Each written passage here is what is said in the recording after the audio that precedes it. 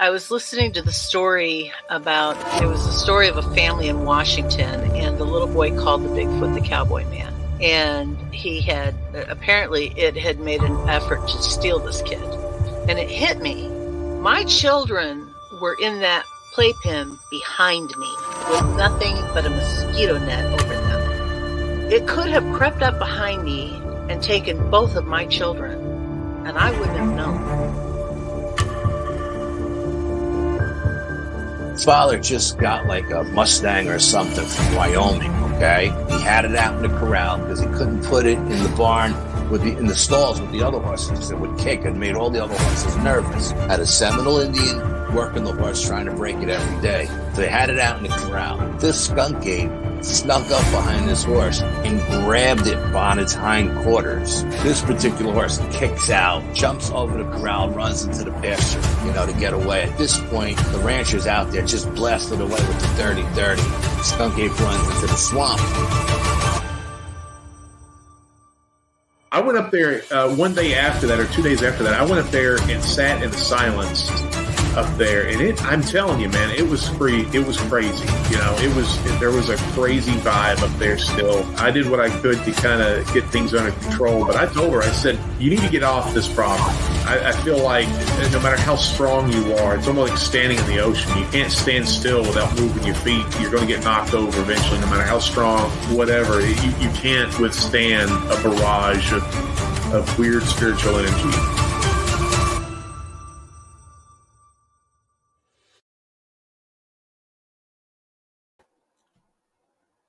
Hey, what's up, guys? Welcome back to Paranormal Odyssey.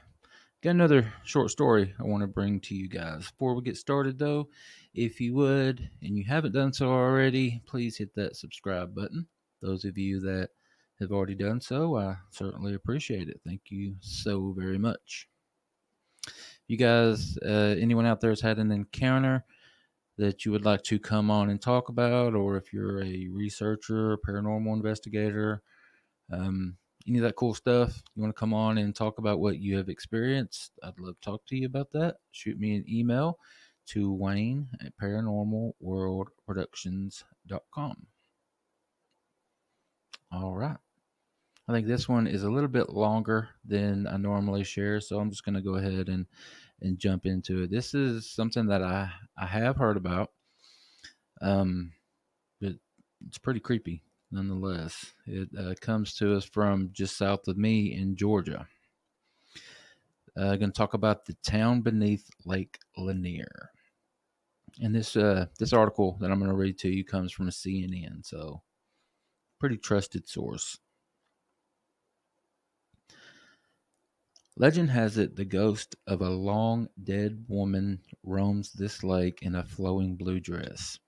Mysterious arms reach out for swimmers from the watery depths. Angry spirits call people home to submerge graves. These and other spooky tales have haunted Lake Lanier in the foothills of the northern Georgia mountains for decades.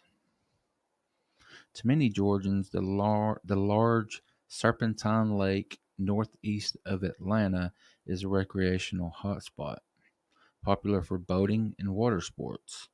But supernatural lore and urban legends about the lake have found a receptive audience on social media, where they found legions of believers.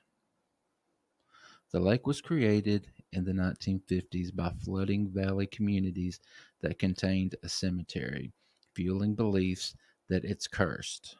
Historians say some unmarked graves and other structures were swallowed up by its waters. More than 200 people have died in swimming and boating accidents on the lake since 1994, adding to the dark history. And the Netflix drama Ozark, which has its own high body count, filmed scenes at the lake. The stories about mysterious underwater sightings are eerie, especially at Halloween. But the true backstory of Lake Lanier, built over an underwater ghost town, is just as interesting. The controversy surrounding the lake, as described by author and historian Lisa Russell, started long before its construction. Before the land was buried in water, it was lush and fertile, with rabbits and squirrels scampering around. Communities thrived with fancy names like Castleberry Bottom, Russell said. Then came the U.S. Army Corps of Engineers, which wanted to create a lake to provide Atlanta and surrounding counties with power and water. The government offered locals money for their farmland. Most of it had been in families for generations, making it almost impossible to put a price tag on it, said Russell, a writing instructor at Georgia Northwestern Technical College and author of several books on the lost towns of North Georgia. At first, the government assured landowners that they were being paid for the true value of the land and buildings, but residents found it hard to price generations of memories, hard work, and deep roots, Russell wrote in her book. Underwater Ghost Towns of North Georgia. A host of emotions accompanied the talk of relocation: anger, resentment, fear, anxiety, bewilderment, and apprehension. To them, their land was priceless. Eventually, some 700 families sold a total of 56,000 acres to the government, which built a dam on the Chattahoochee River to form the lake. As their land filled with water in 1956, locals jammed roads and bridges to watch as history vanished before their eyes. Whatever they had abandoned was covered by the rising waters.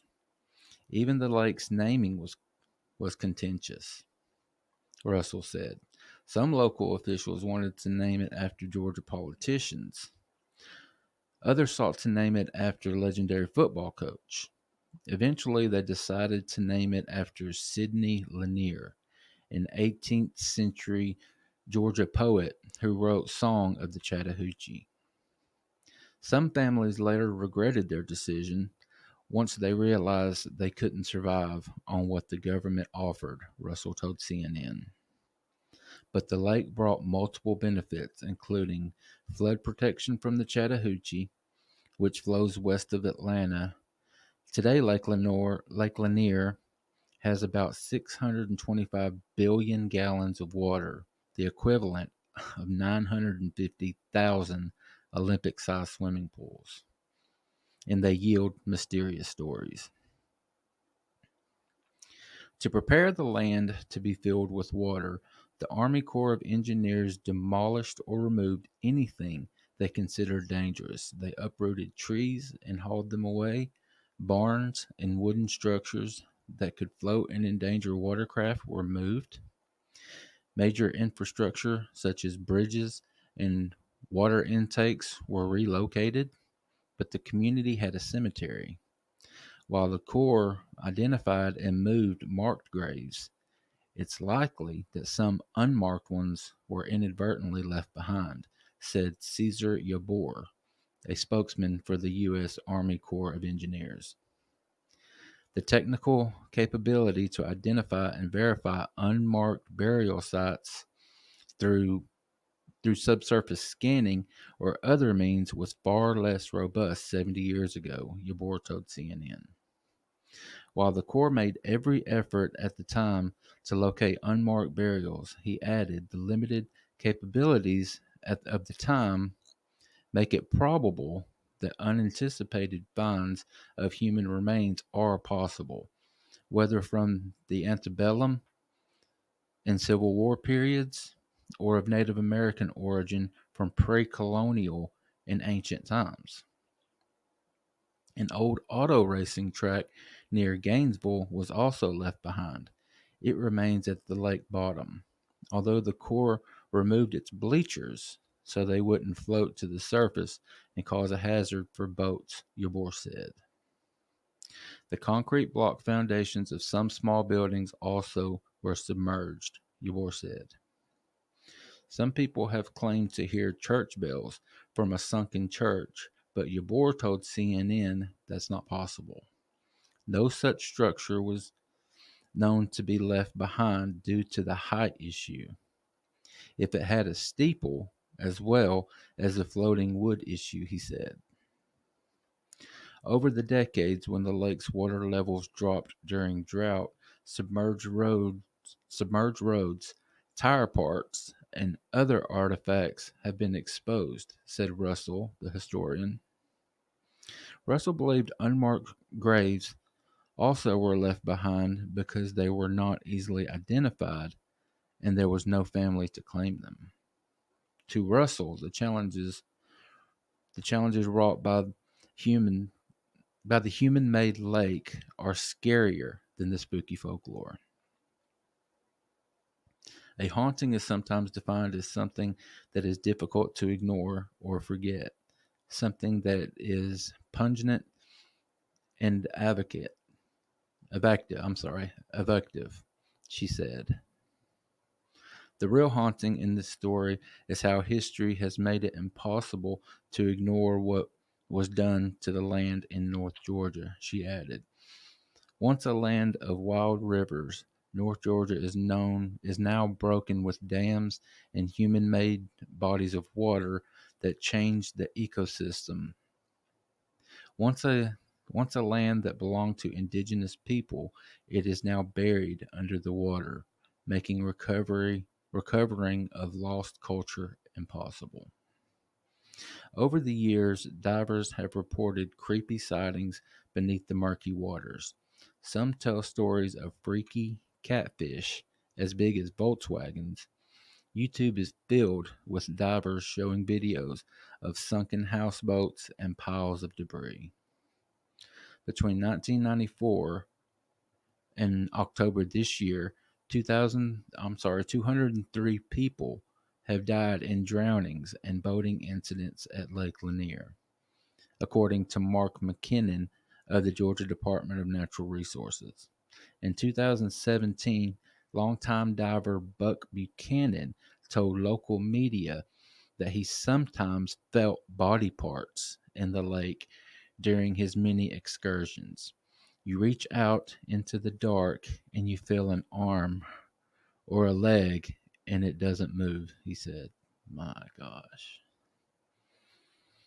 But that has not affected the lake's popularity. With about 12 million visitors last year, Lake Lanier was one of the most visited core-built lakes in the nation, said Yabor of Army Corps of Engineers, which operates 464 lakes in 43 states. Lake Lanier's size and popularity contribute to the tall tales, and its high visitation rate also means more fatalities, Yabor said. While we recognize that urban legends can develop over time, first and foremost is our concern for public safety, he said. So we certainly do not want to create an inviting atmosphere for the curious to come out to Lake Lanier for urban legend exploration or similar risky acts. One of Lake Lanier's most popular urban legends involves a car wreck. According to the story, a Ford sedan carrying two women careened off a bridge in April 1958 and tumbled into the lake. Some say the ghost of one of the women, dubbed the Lady of the Lake, wanders the bridge at night in a blue dress, lost and restless. All right, guys. Like I said, I had heard about this entire town being covered up, being flooded by the Army Corps of Engineers to create this lake to, to benefit Atlanta and the surrounding areas. And I did some reading and several other articles, and this article here just touched the surface of what really happened. Apparently, there were some racial issues going on then. It was a primarily black community, and there was the body of a white woman found either in or near the area. I think it's called Oscarsville, but her body was found there, and that led the people to believe that it was done by a black man. She had reportedly was raped and murdered, and the body was dumped in the woods. So angry mobs of white people went in there and basically ran the black people out and took over their land. Just tragic all the way around. I might do a follow up story um, and cover it, but yeah, it's really heartbreaking. Not to mention the creepy factor, you know. Imagine going out there swimming and diving down. You're playing with your kids, and you reach down, and you feel an arm. How frightening! Just absolutely terrifying that would be. Anyway, guys, if you know anything else about this story and want to contribute, please feel free to comment below. Contact me again, Wayne at Paranormal World Productions. Let me know if you have anything else to add. Might even bring you on to talk about it.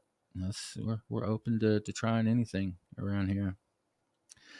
All right, guys. I want to ask everybody to head over to paranormalworldproductions.com. Show some support for all three shows: Paranormal Odyssey, Sasquatch Odyssey, and True Crime Odyssey. I'm telling you what Brian's building at Paranormal World Productions is amazing. It's going to be big, I think, and I'm really excited to have gotten in with him and at the early stages, because I think that what he's doing is really cool. So, yeah, check out paranormalworldproductions.com. Again, guys, Paranormal Odyssey put out 2 shows every week, every Wednesday and Sunday. Please check those out anywhere you get your podcasts. Paranormal Odyssey Live can be found right here where you're at right now, every Friday night at 7:30. We'd love to have you. Over the last few weeks, the audience has steadily started trending in the right direction. You know, when I took over Paranormal Odyssey, I stopped doing strictly Bigfoot and I moved into everything. I lost a lot of my audience. I really did. So I've started pretty much over and been building it back up, but it's starting to come around. The more of you guys are watching, and the audience participation is starting to get better, and I appreciate that. We're heading in the right direction. Thank you guys so very much for all the continued support. I love you guys very much. All right, guys, I'm gonna get out of here. I won't take any more of your time. Y'all be good to each other. Be good to yourselves.